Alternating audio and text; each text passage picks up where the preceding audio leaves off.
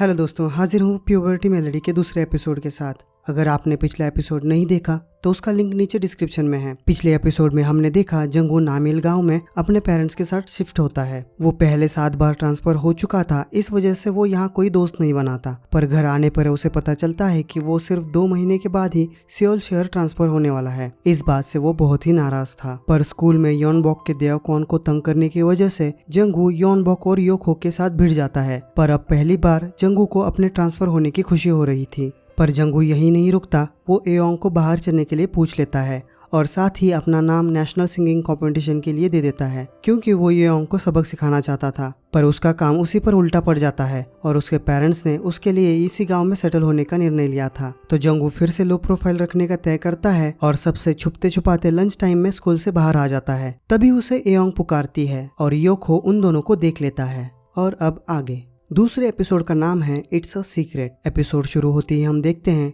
योखो को देखकर जंगू छुप जाता है। एयोंग उससे पूछती है कि तुम मुझे इग्नोर क्यों कर रहे हो। वो दोनों एक होटल में आ जाते हैं। वहाँ की ओनर जंगू को पहचान लेती है कि वो नेशनल सिंगिंग कंपटीशन में गांव को रिप्रेजेंट कर रहा है, क्योंकि उन्हें देवकॉन से पता चला था और देवकॉन ने ये सारे गाँव में फैला दिया था। तब जंगू को एयोंग से पता चलता है कि ये लेडी देवकॉन की माँ है। देवकॉन की माँ दोनों की बड़ी ही तारीफ करती है, क्योंकि वो दोनों एक साथ बड़े ही प्यारे लग रहे थे। खाना खाते वक्त जंगू सिर्फ एयोंग को जज कर रहा था। खाना खाने के बाद दोनों स्कूल के लिए निकलते हैं, पर दोनों एक दूसरे से बात नहीं करते। स्कूल पहुंचने पर एयोंग जंगू को कल सुबह 8 बजे मिलने के लिए कहती है। जंगू को कुछ समझ में नहीं आता तो वो पूछता है क्यों, पर एयोंग टाइम बताकर वहां से भाग जाती है। तो जंगू पीछे से चिल्लाता है कि वो नहीं आने वाला। अगले दिन सुबह एयोंग जंगू का इंतजार करती है, पर जंगू वहां नहीं आता। वो स्कूल के रास्ते पर ही बैठ जाता है। तभी वहाँ एक दादाजी उससे कहते हैं, क्या तुम स्कूल नहीं जा रहे हो तो मेरे साथ चेस खेलो। तो जंगू वहाँ से स्कूल के लिए निकलता है। इधर स्कूल में एयोंग जंगू का इंतजार कर रही थी। अगले सीन में क्लास में योंगबॉक देवकॉन को फिर से सताने लगता है। जंगू को गुस्सा आ जाता है और वो खड़ा हो जाता है और योंगबॉक की तरफ गुस्से से देख रहा था। तो योंगबॉक उससे पूछता है कि क्या तुम मुझे मारने वाले हो, और वो जंगू को चुनौती देने लगता है। पर तभी क्लास की बेल बज जाती है। पर असलियत में जंगू बहुत ही डरा हुआ था और वो मन में योंगबॉक से माफी मांगने वाला था। पर दोस्तों, योंगबॉक की भी फट चुकी थी और वो डर के मारे कांपते हुए क्लासरूम से बाहर निकलता है और ये सब वॉनिल देख लेता है।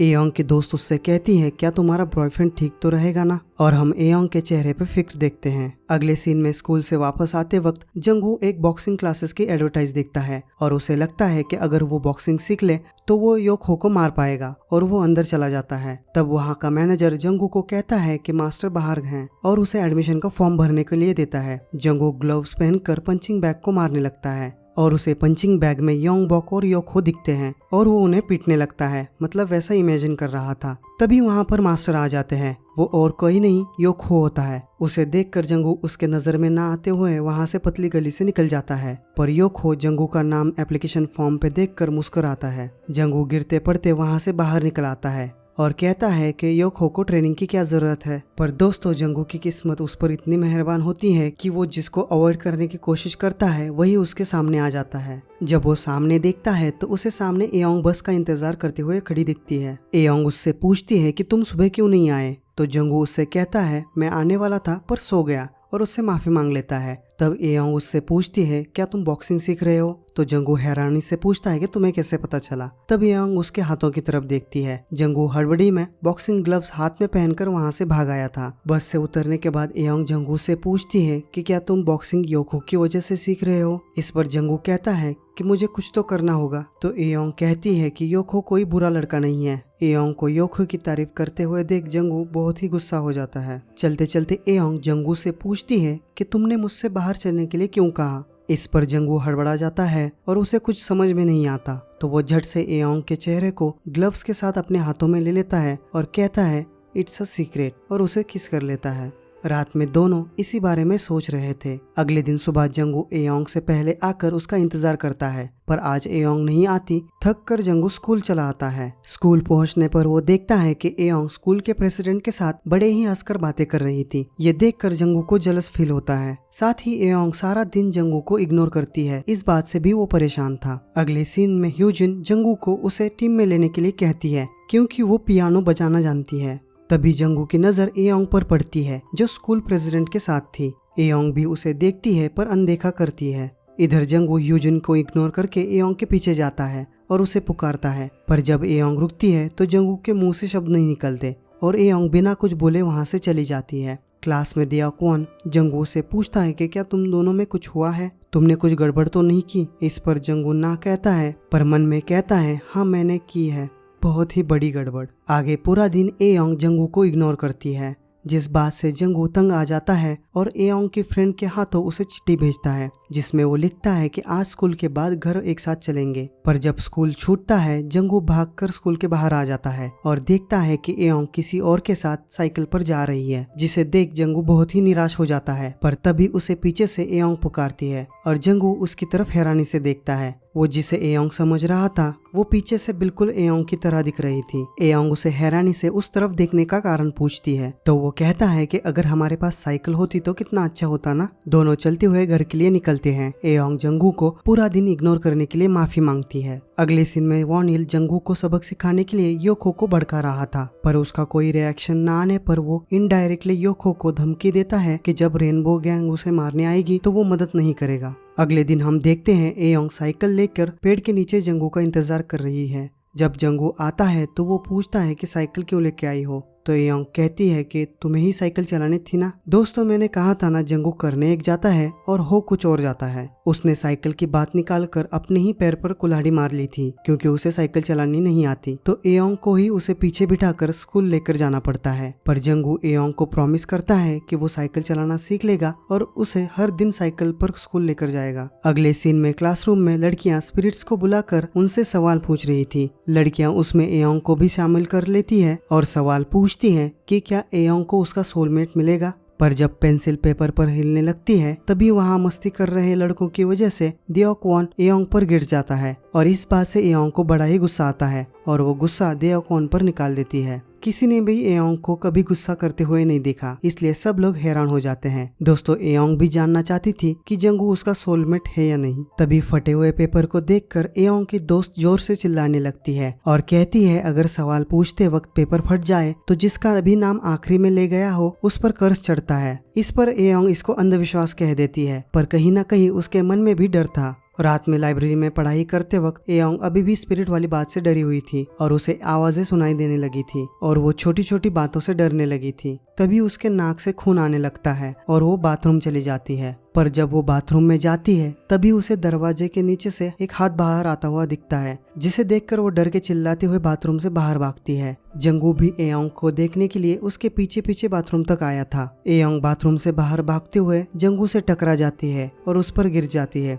एयोंग झट से अपने आप को संभालती है और घर चली जाती है। बाथरूम में हम देखते हैं कि वो हाथ एक लड़की का था जो टॉयलेट पेपर खत्म होने की वजह से 1 घंटे से टॉयलेट में फंसी थी और वो एयोंग से टॉयलेट पेपर मांग रही थी। रात में जंगू देओक्वन से लड़ने के लिए फाइटिंग की मूवी देख रहा था। तभी उसकी माँ उसे बताती है कि एयोंग को फोन आया है। जंगू एयोंग को मिलने के लिए जाते समय सोच रहा था कि उसने मुझे इतनी रात को मिलने के लिए क्यों बुलाया होगा और अपने सांस से बदबू आ रही है नहीं ये चेक करता है। एयोंग को मिलने पर उसे पता चलता है कि वो स्कूल जाना चाहती है क्योंकि वो अपनी नोटबुक वहाँ भूल गई है और वो उसे आज ही चाहिए। दूसरी तरफ स्कूल में हम देखते हैं योंगबॉक और वॉनिल भी स्कूल आए थे क्योंकि वॉनिल को पता चला था कि अगले दिन टीचर्स सबके डेस्क चेक करने वाले हैं, तो वो जंगू और देओक्वन के डेस्क में वाइन और सिगरेट के पैकेट्स रखने वाला था। इधर जंगू और एयोंग डरते डरते स्कूल की तरफ आ रहे थे, पर जंगू जो खुद ही बहुत डरा हुआ था एयोंग को जानबूझकर डराने की कोशिश करता है, जिसमें वो कामयाब भी हो जाता है और एयोंग उसका हाथ पकड़कर चलने लगती है। दोनों क्लासरूम में आते हैं। एयोंग डेस्क से वही स्पिरिट वाला कागज ले लेती है। इस दौरान जंगू एयोंग को स्कूल के सीनियर के भूत के बारे में बताता है कि वो कॉलेज नहीं जा पाया इसलिए उसने सुसाइड कर लिया और वो हर रात को स्कूल में आता है।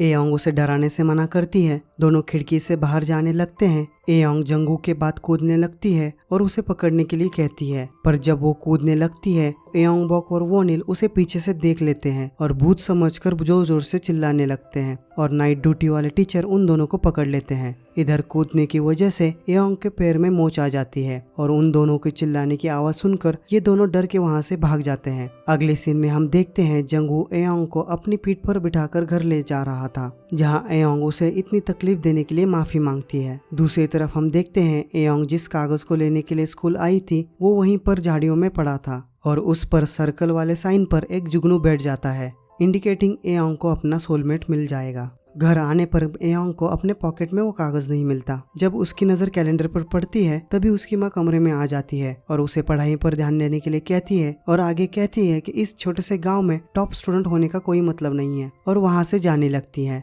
तभी एयोंग उनसे पूछती है कि क्या वो उनके साथ कल भाई से मिलने के लिए जा सकती है, तो उसकी माँ मना करते हुए पढ़ाई में ध्यान देने के लिए कहती है और हम देखते हैं कि एयोंग बॉक्सिंग ग्लव्स और ट्रॉफीज की तरफ देख रही थी। इसका मतलब उसका भाई भी एक बॉक्सर होता है। दूसरी तरफ योखो देओक्वन से टकरा जाता है, पर जैसे हम समझ रहे थे योखो एक बुली है, वो वैसा नहीं होता। वो बड़ी ही पोलाइटली उससे माफी मांग लेता है। अगले सीन में हम देखते हैं जंगू ने एयोंग को गिफ्ट देने के लिए एक बो लिया होता है। अगले दिन जब जंगू स्कूल जाने लगता है एयोंग उसकी राह देख रही थी, पर वो अपनी माँ की कही हुई बातें याद करके मायूस हो जाती है। जंगू आकर उसे बो देने लगता है, तभी एयोंग उससे पूछती है कि तुम छाता क्यों नहीं लेके आए, आज बारिश होने वाली है, और जंगू बो जेब में ही रख कर बातें करने लगता है। एयोंग को मायूस देखकर उसके मायूस होने का कारण पूछता है, पर एयोंग कुछ नहीं बताती। जंगू उसका मूड ठीक करने का खूब कोशिश करता है, पर उसका कोई फायदा नहीं होता। अगले सीन में लंच टाइम के दौरान ह्यूजिन जंगू से मिलने आती है, जिसे देख एयोंग जेलस हो जाती है और गुस्से में शोर मचा रहे बच्चों को डांट देती है। अगले सीन में वॉनिल सिगरेट पीने के लिए छत पे आता है, तो वो योखो और एयोंग को एक साथ देख लेता है। अगले सीन में एयोंग जंगू और ह्यूजिन जहाँ पे प्रैक्टिस कर रहे थे वहाँ जाकर उन्हें चुपके से देखने लगती है